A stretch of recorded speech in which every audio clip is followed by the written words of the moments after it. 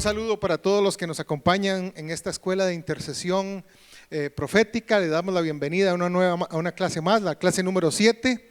El tema de la clase de hoy es guerra de legalidad, una guerra de decretos. Si usted puede acompañarme a Mateo capítulo 16, dice el verso 18: yo también te digo que tú eres Cefas, y sobre esta roca edificaré mi iglesia, y las puertas del Seol no la vencerán. Este versículo es muy conocido por todos nosotros y es la base teológica de la fundación de la iglesia que conocemos actualmente. Dice, tú eres Cefas, o sea, tú eres piedra, pero dice, sobre esta roca edificaré mi iglesia. Usted conoce el tema, el trasfondo de esto. Está hablando de, cuando habla de la roca, está hablando de el misterio de Cristo como Salvador, como Cristo como el Hijo del Dios viviente. Pero este verso también nos introduce en una realidad, y es que la iglesia está llamada a gobernar y a proclamar las virtudes del Rey de Reyes y Señor de Señores en esta tierra. Dice, este texto en el Evangelio de Mateo introduce a la iglesia en la autoridad del decreto. Ahora usted me pregunta, la autoridad del decreto, el tema del decreto es un tema muy controversial a nivel de iglesia, tanto a nivel de iglesia pentecostal como a nivel de iglesia mundial. Nosotros hay una controversia sobre el decreto. Yo quiero introducirlo a este tema a usted, pero desde un principio y una verdad que le aclare cómo la iglesia puede caminar en el mundo del decreto, en el mover del decreto, en la autoridad del decreto, sin salirse de lo que es correcto de la palabra de Dios. Dice, la iglesia de Jesucristo debe ser hoy la notificadora del poder judicial del reino de Dios. Cuando en el verso cuando en este verso la palabra dice, sobre esta roca edificaré mi iglesia, la palabra iglesia en griego que se utiliza es eclesia, y eclesia significa cuerpo gubernamental, legislativo y judicial que toma decisiones y hace juicios que determinan cómo la sociedad debe funcionar. Cuando en Grecia se hablaba de la palabra eclesia, estaban hablando, para que lo entendamos de una forma más coloquial, más de nuestra época, estaba hablando como de una asamblea legislativa, como del cuerpo de diputados de la nación que tomaba decisiones de cómo caminar la nación hacia la dirección correcta.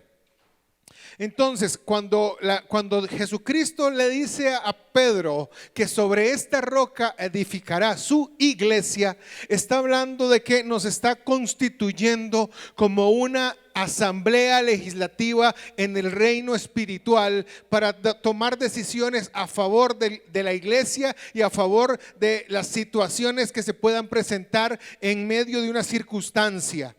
Estamos siendo constituidos a través de la delegación de autoridad de Jesucristo en un cuerpo notificador del reino de los cielos. Nuestra base legal para poder hacer esto tiene que ser la palabra de Dios. Nosotros no podemos introducirnos en un tema como el decreto sin caminar bajo la autoridad de la palabra de Dios, porque un decreto tiene ciertas características que usted y yo vamos a ver más adelante.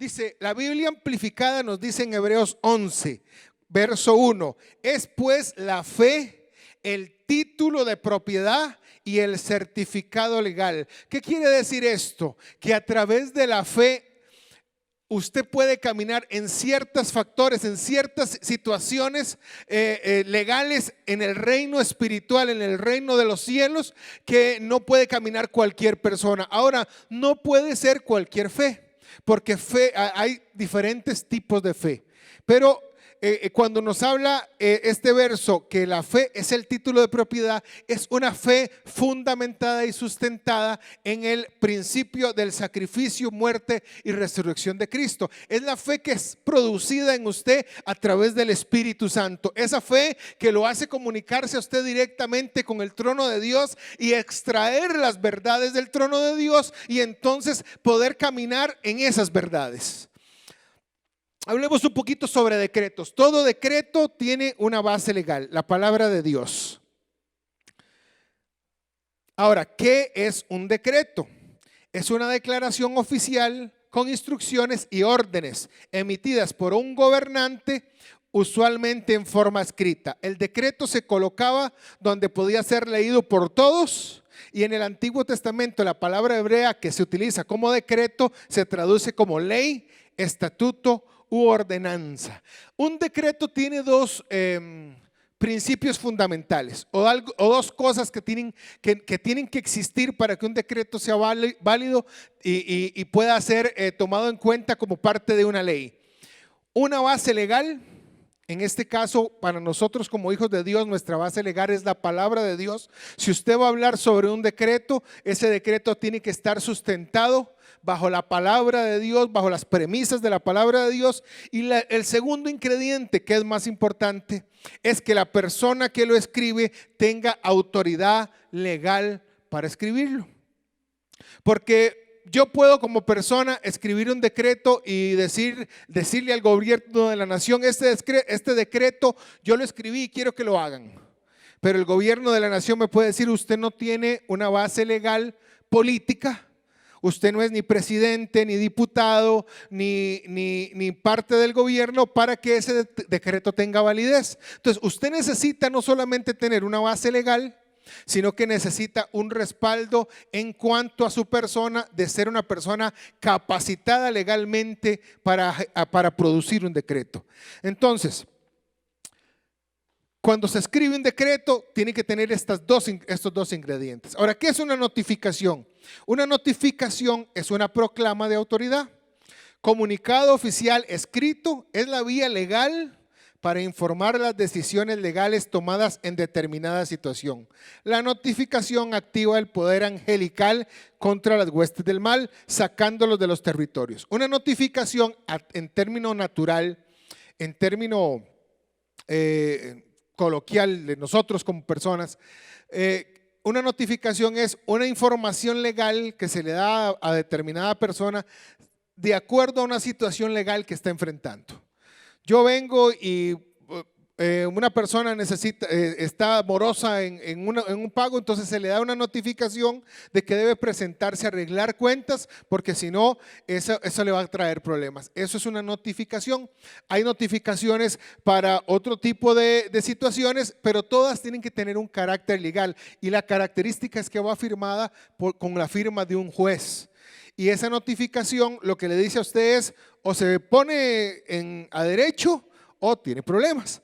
Una notificación es un decreto, va sustentada a través de un decreto. ¿De dónde emanan los decretos y sus bases legales? Volvemos al punto. Los decretos y sus bases legales son la palabra de Dios. En términos naturales, la base legal de un decreto es la constitución política y las leyes y reglamentos existentes. Usted no puede escribir un decreto si va en contra de la constitución política de un país, o si va en contra de las leyes y reglamentos ya establecidos para poder funcionar en una nación. Entonces, un decreto necesita ese fundamento legal, ese fundamento en la constitución política. Si un decreto, por más que lo haya hecho una persona de autoridad, va en contra de uno de los principios de la constitución política, ese decreto puede ser reducido, puede ser desestimado, o puede ser no tomado en cuenta a causa de que está en contra de la constitución política. Lo otro es que ese decreto necesita que la persona que lo escriba tenga autoridad legal para escribirlo, como ya lo habíamos hablado. No puede ser cualquier persona el que escriba un decreto. Tiene que ser una persona con autoridad legal y con autoridad política para escribirlo. En el reino de los cielos, nuestra base legal es la palabra de Dios. Nosotros no podemos escribir un decreto si va en contra de la palabra de Dios. Y lo segundo es que no podemos escribir un decreto si no tenemos la autorización de parte del cielo, de parte del trono de Dios, porque toda autoridad proviene del trono de Dios. Los decretos emanan del juez por excelencia. Metámonos ya en en territorio espiritual. Dejemos de un lado la explicación natural, dejemos de un lado la explicación de acuerdo a las leyes del hombre y metámonos en el territorio espiritual. Los decretos emanan del juez por excelencia. ¿Quién es el juez por excelencia? El juez por excelencia es Dios. Toda autoridad, dice la palabra, proviene de Dios. Toda autoridad emana del trono de Dios. Y Él es el que da y quita, Él es el que pone y quita reyes, dice la palabra de Dios. Esa asamblea, esa autoridad emerge de su integridad y de su santidad. Al ser Dios un Dios íntegro, al ser Dios un Dios santo, su autoridad es suprema e irrevocable. Porque no hay nada que pueda ir en contra de la autoridad perfecta de Dios. Su integridad y su santidad siempre van a tomar las decisiones correctas. Aunque a veces pensamos que la decisión no es el mejor camino, Dios conoce todas las cosas. Y eso hace que su integridad, que su santidad tome las mejores decisiones. El Salmo 22:3 dice: pero tú eres santo, tú que habitas entre las alabanzas de Israel. La santidad de Dios hace que Él no tome partida en decisiones que conlleven a pecado. Y la integridad de Dios hace que Él no tome partida en decisiones que produzcan injusticia, porque su integridad no le permite ser injusto. Dios es un Dios justo. Entonces usted no puede pretender que su decreto lo beneficie a usted si va a perjudicar a otras personas, porque Dios es un Dios justo. Dice: su poder y autoridad se basan en su justicia. Salmos 11:7: porque Jehová es justo y ama la justicia, el hombre recto mirará su rostro. Hay algo muy importante en cuanto a santidad y justicia, santidad e integridad. Del trono de Dios emergen o provienen dos cosas: la santidad y la autoridad. Cuando el ser humano peca, puede pecar del lado de la santidad o puede pecar del lado de la autoridad. Cuando usted peca en contra de la santidad de Dios, con pecados de carácter sexual, pecados de carácter como la mentira, como la avaricia, que son pecados de carácter de la santidad. La santidad son pecados que usted puede manejar de una manera más, el perdón de este tipo de pecados o el arrepentimiento es más fácil. ¿Por qué? Porque son pecados que no coadyuvan orgullo, sino que son más bien pecados que en algún sentido el ser humano los comete, pero dentro de sí siente la culpa por el pecado que comete. Pero cuando usted peca contra la autoridad de Dios, dígase rebelión, dígase el negar la existencia de un Dios, dígase el negar la necesidad de que Dios se introduzca en medio de sus circunstancias para ayudarlo, o sea, orgullo y soberbia, son pecados que son más difíciles de vencer porque son pecados que activan tu ego, tu yo interior, y eso es una batalla en el ser humano. El ego, el yo, es una batalla tan fuerte que no te permite a veces doblegar las rodillas delante de la autoridad de Dios. Esos pecados son pecados de mucha batalla y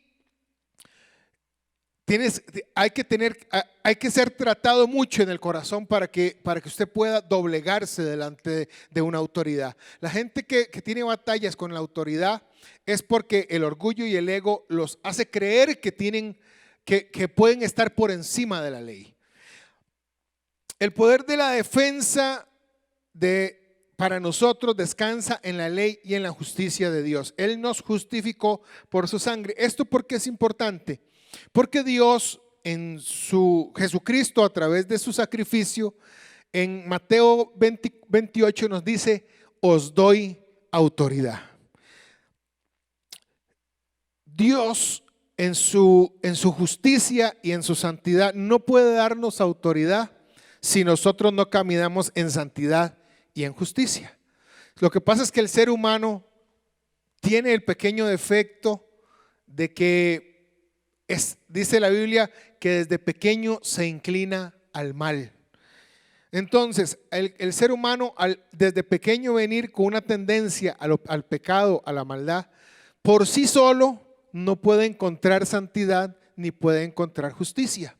Necesitaba de algo. El ser humano necesitaba de algo para llegar a ese punto de equilibrio donde la justicia y la santidad estuvieran presentes en su vida. ¿Y qué fue ese algo? Dice la palabra que a través de Jesucristo, de la muerte en la cruz y resurrección, y a través de confesarle con nuestra boca que Él es el Señor y que Él se levantó de los muertos y aceptarlo en nuestro corazón como Rey y Señor, dice la palabra en Colosenses 2:14, anulando el acta de decretos que había contra nosotros, que nos era contraria, quitándola de en medio y clavándola en la cruz. A través del sacrificio de Cristo somos redimidos, somos santificados, somos perdonados, somos hechos justicia y somos hechos santos.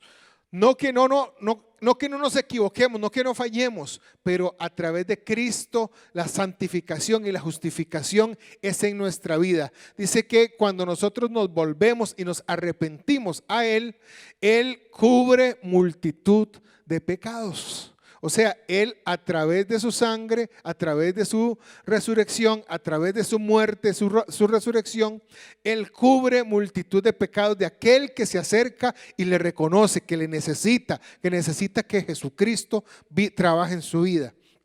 Esto hace que seamos justificados, porque uno de los requisitos para caminar, para trabajar a caminar en la ruta de los decretos, de la autoridad del decreto, es la justificación, es el ser justo.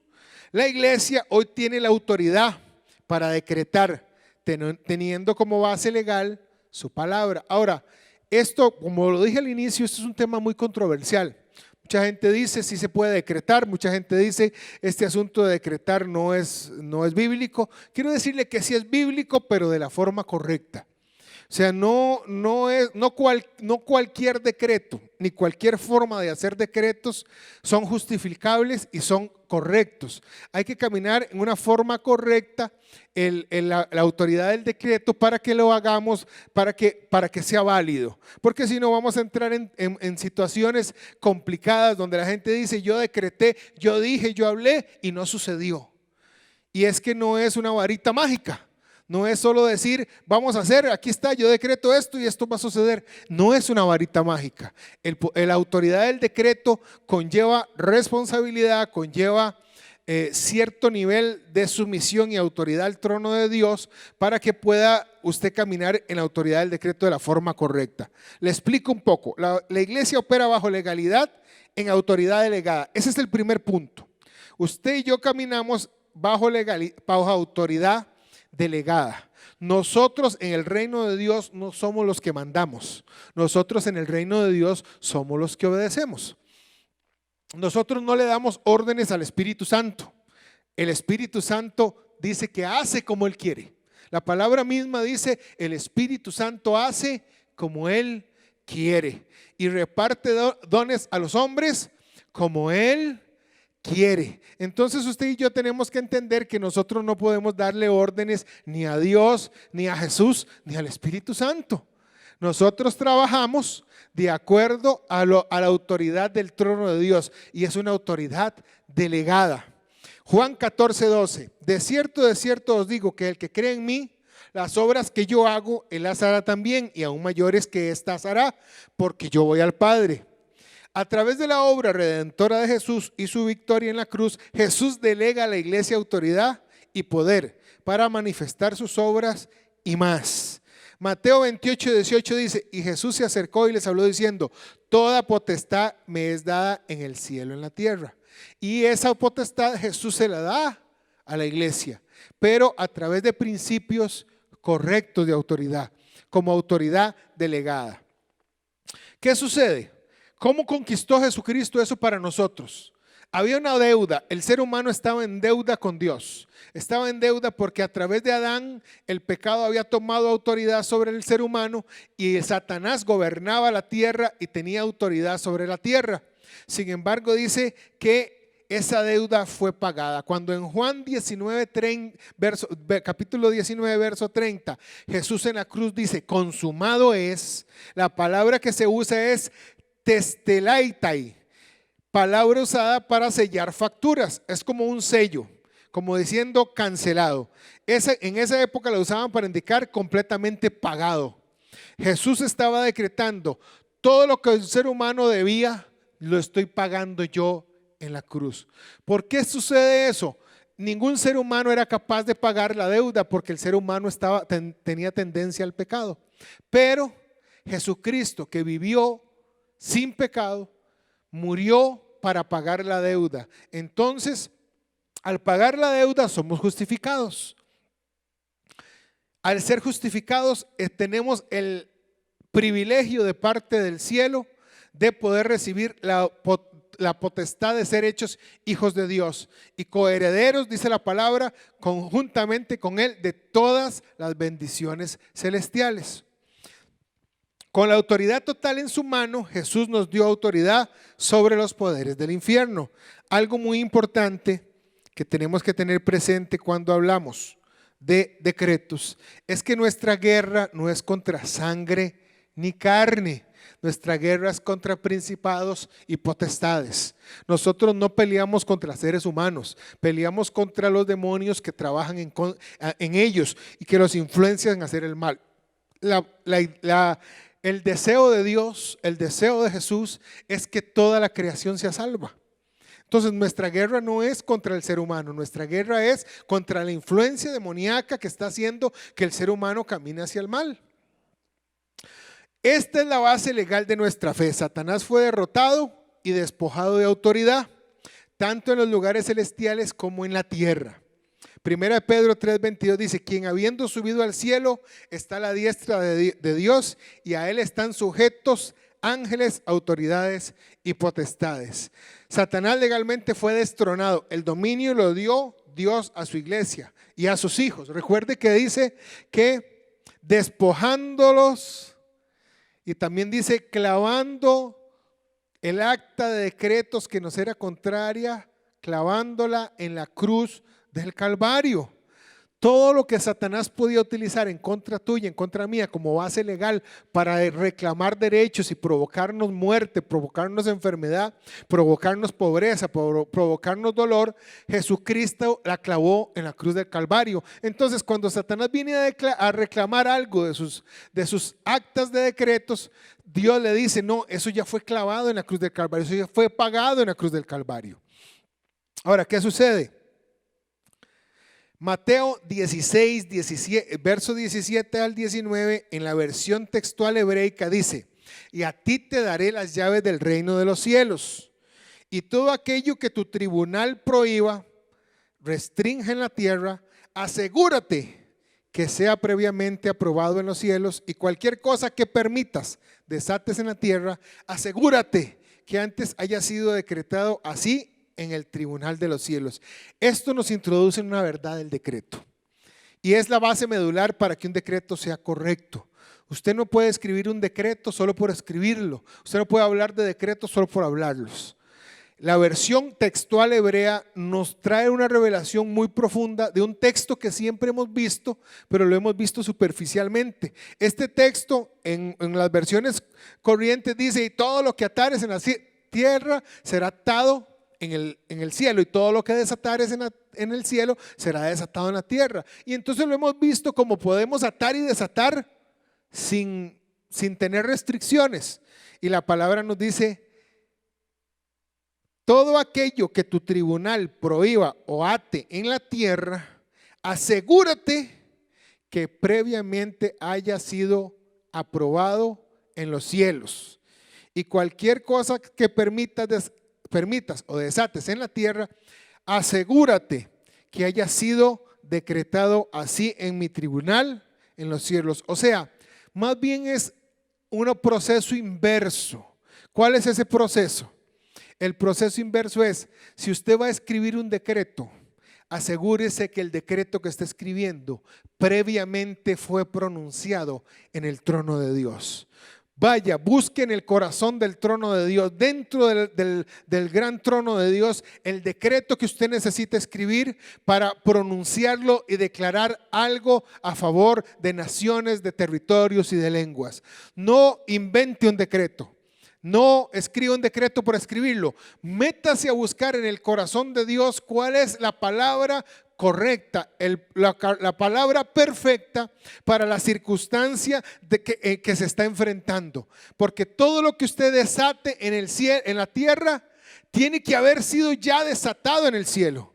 Y todo lo que ate en la tierra tiene que haber sido ya atado en el cielo.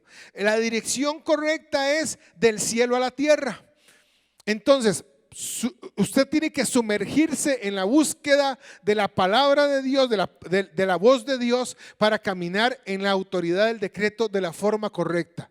Porque si no, usted va a pensar que solo con escribir un decreto está bien. Y no, usted necesita que Dios le dé la revelación de ese decreto, porque la autoridad máxima es Dios y ese decreto va a estar basado en la palabra de Dios. Ahora dice, a sus hijos Dios los hizo herederos suyos de todo y coherederos con Cristo. Romanos 8, del 16 y 17 dice, el Espíritu Santo mismo da testimonio a nuestro espíritu de que somos hijos de Dios. Y si hijos, también herederos y coherederos con Cristo. La iglesia es la vocera de Dios para anunciar los nuevos decretos del rey. Es un arma ofensiva. Daniel 4:17, la sentencia es por decreto de los vigilantes, y los vigilantes son la iglesia. Y por dicho de los santos la resolución, para que conozcan los vivientes que en el Altísimo gobierna el reino de los hombres, y que a quien él quiere lo da, y constituye todo él al más bajo de los hombres. Daniel nunca declaró una palabra que no hubiera sido revelada por él, espíritu para él, por Dios. Esther 8:8, escribid pues vosotros a los judíos como bien os pareciere, en nombre del rey, y selladlo con el anillo del rey, porque un edicto que se escribe en nombre del rey, se sella con el anillo del rey, no puede ser revocado. El anillo real, símbolo de la autoridad real, contenía grabado el sello de los reyes. El rey firmó un contradecreto, pasó de lo defensivo a lo ofensivo. Para lograr esto, Esther convocó a ayuno y unidad nacional por 3 días.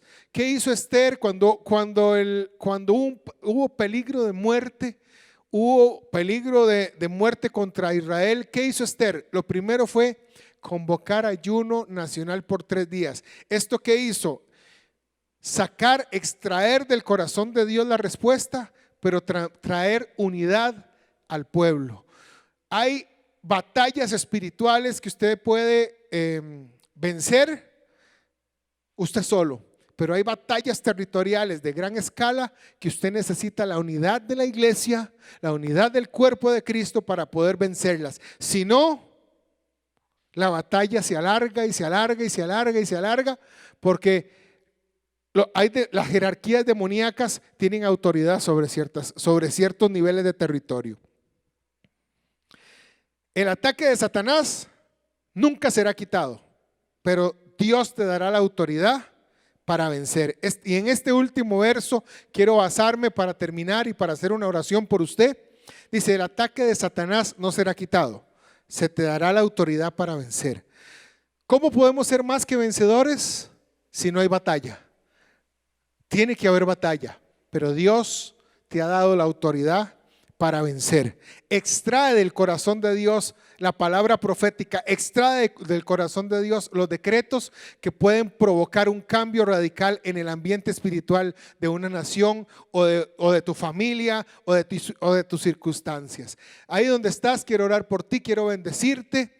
Padre, en el nombre de Jesús, bendigo la vida de todos aquellos que nos estén viendo, Señor, que nos están mirando a través de este video, de esta transmisión, Señor. Oramos, Señor, para que un acercamiento, una profundidad, una unidad empática del Espíritu con tu Espíritu Santo se manifieste y podamos empezar a extraer los secretos del corazón de Dios, las palabras proféticas, los decretos, las bendiciones del corazón de Dios, empezar a extraerlas y empezar a soltarlas sobre nuestra familia, sobre nuestra economía, sobre la salud, sobre nuestra nación, sobre nuestra ciudad, sobre nuestros vecinos, Señor, que haya una extracción del secreto, de la bendición de Dios, del corazón de Dios, porque entendemos, Señor, que tu corazón está delante de bendecirnos, tu corazón está delante de soltar bendición y de traer libertad a nuestra familia, a nuestras vidas, a nuestros familiares, a nuestros amigos. Pero Señor, necesitamos extraer de tu corazón el secreto, el principio, la base legal para poder soltar una palabra que cambie las circunstancias, que cambie las situaciones problemáticas, que cambie todo aquello que debe ser cambiado. Señor, actívanos en nuestros sentidos espirituales, activa nuestro oído espiritual, activa nuestra sensibilidad espiritual para conocer el secreto del corazón de Dios y así escucharte, así verte y así caminar en autoridad, caminando y entendiendo que la autoridad que ha sido delegada sobre nosotros proviene y emana de tu corazón, de tu trono, Señor, y que si caminamos en ella veremos grandes cosas a nuestro favor. Te bendecimos en el nombre de Jesús y bendecimos a todos los que nos han acompañado en esta transmisión. Dios les bendiga, caminen con fe, caminen creyendo que Dios está con ustedes y que Dios les va a bendecir. Aleluya.